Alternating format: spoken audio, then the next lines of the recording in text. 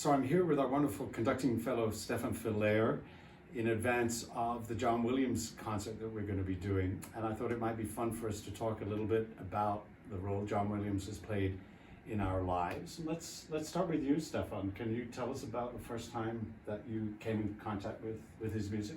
Absolutely. It's really what started me on this adventure that is music. I would say it was about third grade in Orlando. We took a field trip to see the Orlando Pops, and that was my first experience seeing a live orchestra on stage.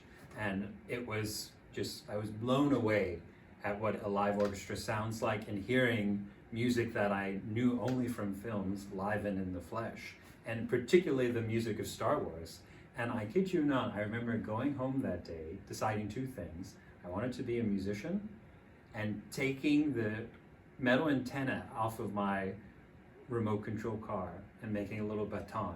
That was, of course, like a, Toscanini Monteau size. But I said, let me see what this feels like. And that was really my introduction into the world. So you started destroying a car. That was the end result. Exactly. I don't need the antenna anymore.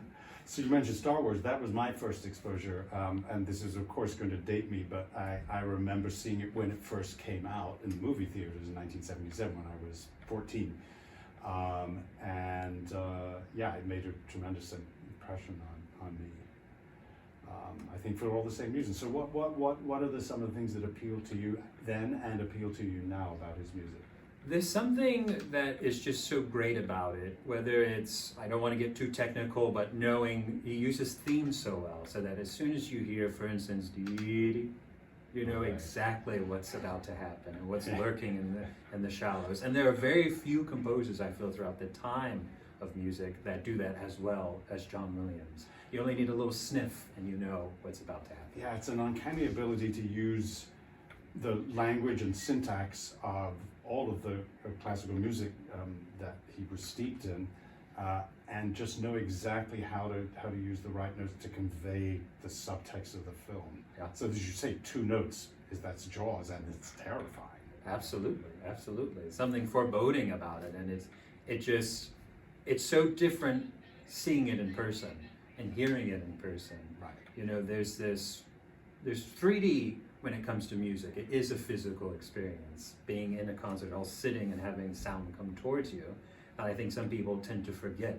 And so, going back to Star Wars, hearing that first timpani roll, that sort of blast the galaxy open, you can literally feel it when you're inside the concert hall. You can sort of feel it even in the best recordings, but you don't really feel it in your skin unless you're in the concert hall. I think that's a really great point to make, because so many of us, whether we're musicians on stage or people in the audience, experience this music in a movie theater, which is great because they have some pretty fancy sound systems.